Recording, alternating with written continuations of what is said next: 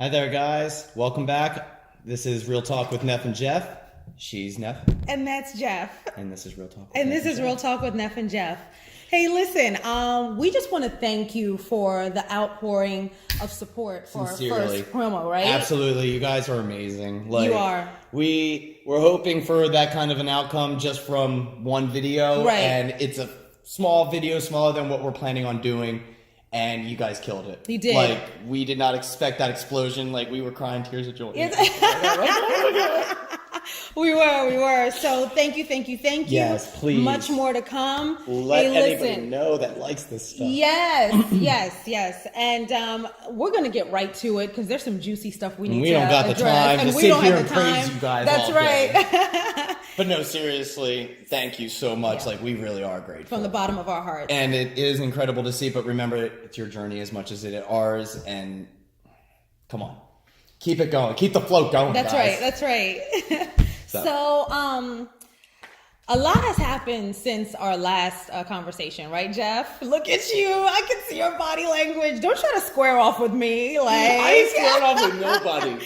So, Jeff and I's objective here is to just expose conversations that bring people together. They may be polarizing, lighthearted. We just don't want to make this a strictly political show. We want to talk about everything. It could literally be about if someone came up to me on my way over here and said that Infinity War sucked, I'd sit here for a half hour with that person and argue with them. Me too, that's right. Like, I don't care what we talk about, guys. We just want to bring people together, and that's why we tell you guys, think outside the box, because it's something that not enough people, I feel like, are doing, and we just want to see people communicate and not get angry, and to be able to come together, agree, disagree, but walk away without raising your fists at each other, saying, I'm going to kill you with this, that, and the other thing. It's Right. And walk away having learned something, and or most importantly, better understanding. Yeah. There you go. And most importantly, sharing it. Talking to somebody you may not have spoken to before that's different than you, that's different from you. Oh, yeah. Someone that thinks different than you. And to be able to realize that you don't have to segregate or separate yourself from someone. People are too scared to talk these days because they're afraid to hurt somebody. They're afraid to hurt somebody's feelings. They're afraid to offend someone, to be politically incorrect. It's like, just talk. Or not even that. You've been just conditioned to stay in your own lane because you think, you're not supposed to engage with somebody else. But anyway, listen. Yeah. So, on that note, recent events, Kavanaugh was recently confirmed. And look, I'm gonna say this right now as like a little disclaimer before the fact. We understand what happened with the whole Kavanaugh thing, and we do have some things where we see it eye to eye, and some things not necessarily, disagreeing. I mean, the important stuff we agree on.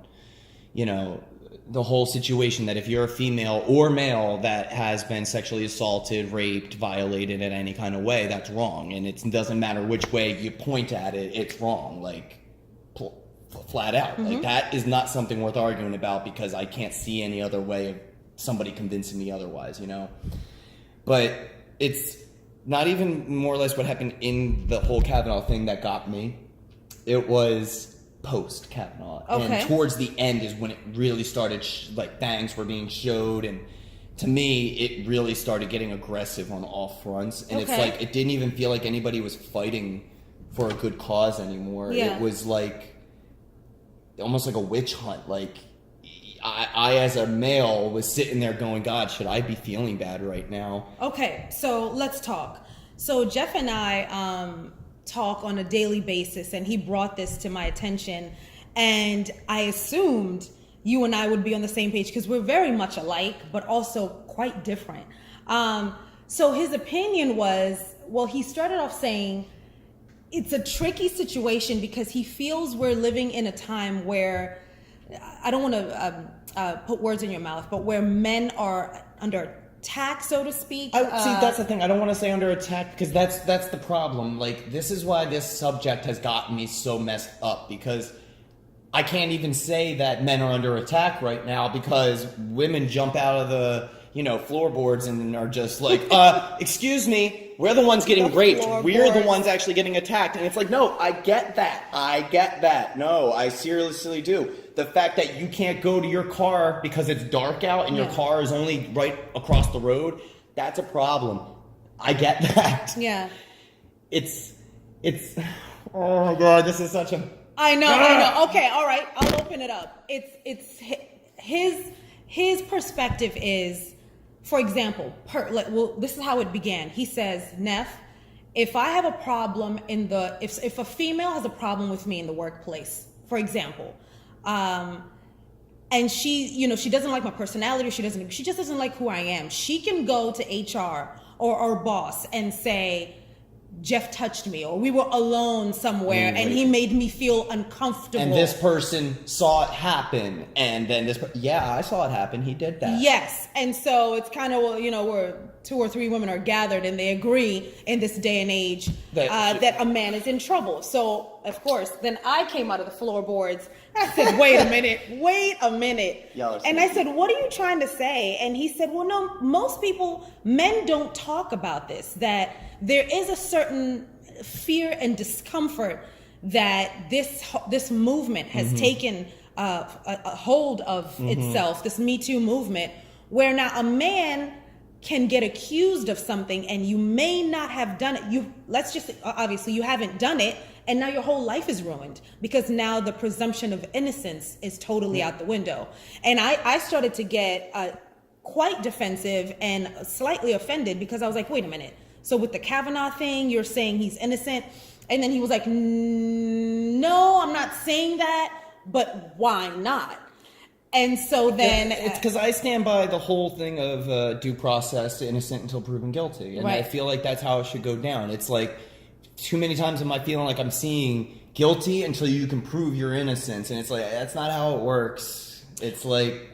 you were saying that you feel like we should all put this behind us. Well, he was found innocent. He's confirmed. Yes, but he is. I mean, and my argument is when you come out the gate and say the FBI has 1 week, make it prompt because we have to confirm this guy. To me, that's biased. I thought they did multiple investigations. No, they've been doing this since July. They have, but then the investigations were not allowed to be brought to the table during the hearing. They said, well, let's conduct one post-hearing. And then I can see why that can bring up suspicion because there has been times where they do go and say they investigate and everything, and they really don't. They just kind of pile through the papers.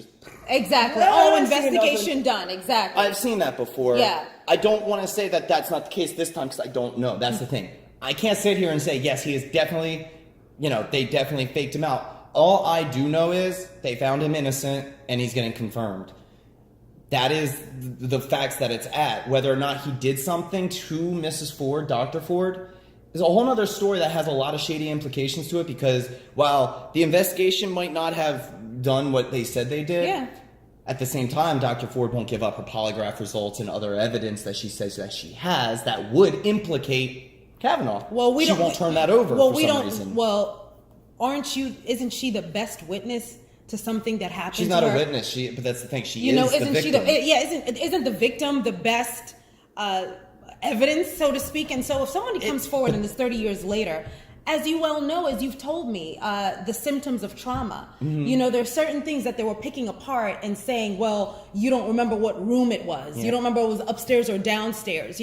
Details like that don't matter. I was watching the news and there was a lady that was saying, when you have been assaulted sexually as a woman, there are certain things that you don't remember. She said she always remembers her rapist taking his socks off. Oh, yeah. So it's like little things like that. I get that. Where, But then what about this then? All of her witnesses that she called said that she's not telling the truth. That's the kicker for me. All the people that she called. I don't know about that, Jeff. They said, all of them? All of them said that he had nothing to do with it. They don't know him. She doesn't know him. Yeah, they went to the same school, but she and him were never at the same party together. Well, Not only that, one of them was coerced to change her statement. She was trying to be paid to change her statement. Paid by whom? It was one of the people that worked with Dr. Ford. And it's, like I said, a lot of this, you know how politics works. There's a lot of shadiness that goes on, the back doors, the freaking undercutting and backstabbing through the whole entire process. It's like, we could get the truth, but it still might not be the truth. That's like right. that's how it comes That's down the to murky situation of this. and that's why Kavanaugh, it's like, it's not that I don't want to talk about it. Yeah. It's just, that's politics. And with that comes so much uncertainty and unknown. That's right. That it's not fair to anybody to sit there and say, you're wrong, you're right. That you're we wrong, can you're right. agree on. Because Yeah. no matter what, like I said, at the end of the day, to them, he's innocent and he's going to be the new judge. There's nothing we can do about it. But I think the most important subject, the crux of this matter is sexual assault against women, and I think there is a bias. That's why there's a trending tag called "Believe Her" Or Me Too. Or Me Too. I do believe there's a bias against a woman who accuses a man. Now, I agree with you. That is the one situation where a woman is believed instantly. And she should But then be. there is this deliberate engineering to support the man and exonerate. It seems like, regardless. And all of a sudden the woman is like, wait, what happened? I'm telling you what happened to me, and it seemed like we were going to be fair. And now it's taking on this whole thing. And what about this? And now this happened to, it's a friend of mine, somebody he went to college with, somebody he was really, really close with. So it's not a personal story, but for what it's worth, like, I'm going to say I believe it because it does happen at times. He was in college with one of his friends. Girl was trying to hit on the friend and everything, and guy wasn't interested, didn't want to do nothing that night. And she goes and says that he raped her. Okay. In jail for 13 years. From age 20 to 33, he was in jail. God. Until she came forward later and said that he didn't do nothing, this, that, and the other thing. Now, okay, that's great. He didn't rape you. That's awesome. But now that man just lost a whole decade or more of his life. Like I was telling you before, the football player, he had a chance to be in the NFL. This young kid got a chance to be in the NFL. Went to jail on a rape accusation for 8 years. 8 years. Comes back out because she slipped up and let something go on her timeline on Facebook that showed that she was lying. They let him go. Right. Whoop-de-frickin-do. Yeah. The man was going to be in the NFL. Right. He's not getting that back. Yeah. And she ain't going to jail for falsely accusing. Yeah. Now, I do think that's a great point. What is the woman's consequence for false accusations? Yeah. I do, just like there's a due process for defamation of character.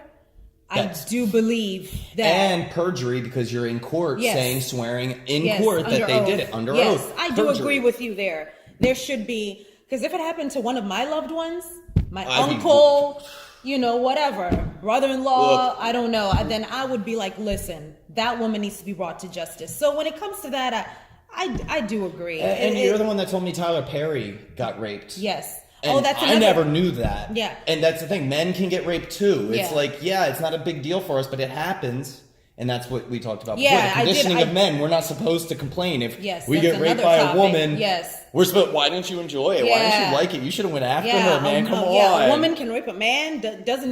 Don't certain things in the anatomy of a man have to happen for you to be, No. turned on? So doesn't that mean that that's not rape? No. Does a woman have to be turned on to be raped? Well, there's the engineering of body parts, to a point.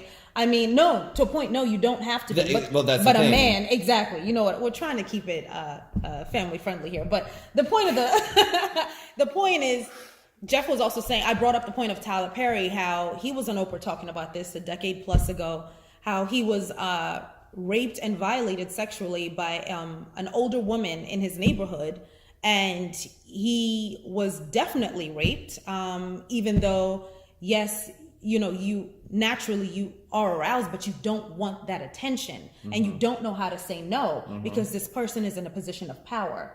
And it just goes to the meme that we shared before this video, even with priests.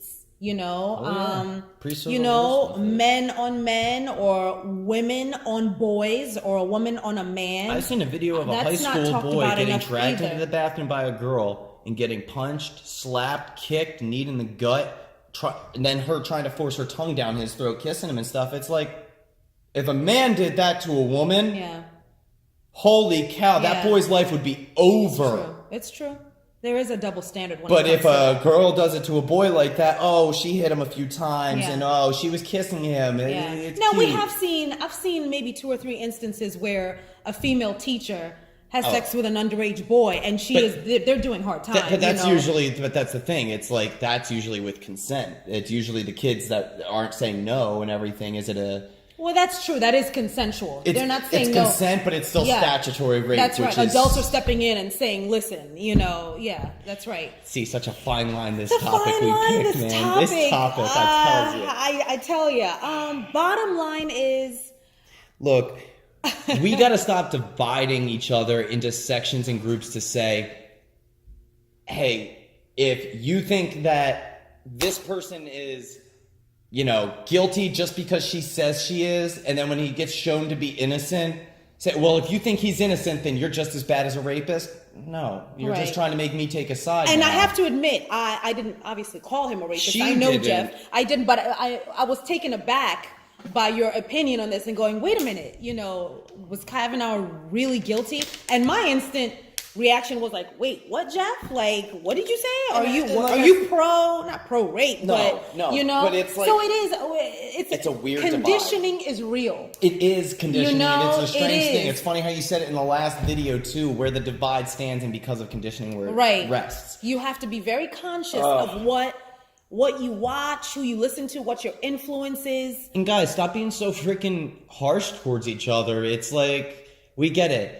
You really, really wanted this guy to go to jail for something. Like, we get it. He may or may not have done something truly. I believe he did, but... And I can't say enough. I don't know enough from the internal part of it. From the outside, they looked into it, and that's where I'm going to leave it on that. Because that's the political side. Right. That's not where I'm at right now. Exactly.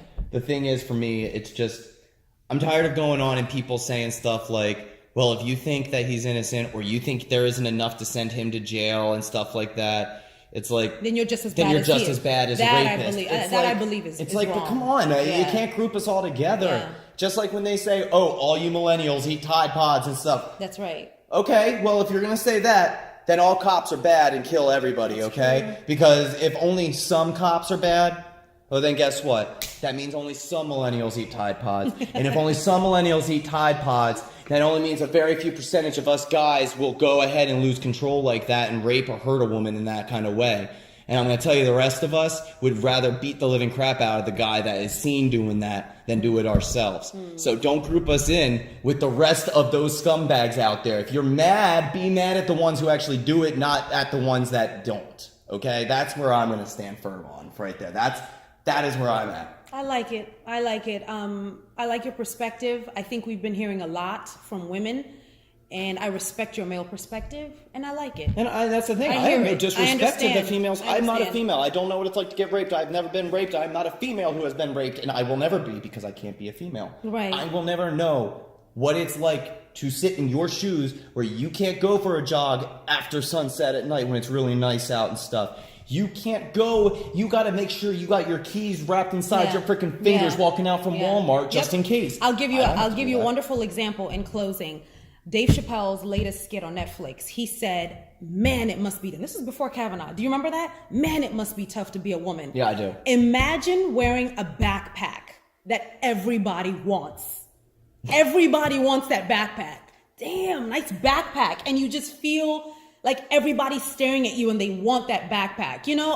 We feel that as adolescents growing up as women, where you feel uncomfortable, where you walk into a room and you feel like you're being undressed. So I like that empathy from him and you, and we need more guys to speak up. Don't be afraid. Don't be afraid to speak up about the bias on the uncertainty of it all. But anyway, and I don't know. We'll continue on the podcast. We'll move forward. This is going to be a thing that when we have more time to actually talk on our real episodes and on our podcast, we'll have a little more unrushed feeling. But to wrap it up today, we again want to thank you guys. Remember 11/11. 11/11. And Real Talk with Neff and Jeff. Join us there. Check us on Instagram, Facebook, drop a share, Twitter. drop a like. That's right. See ya.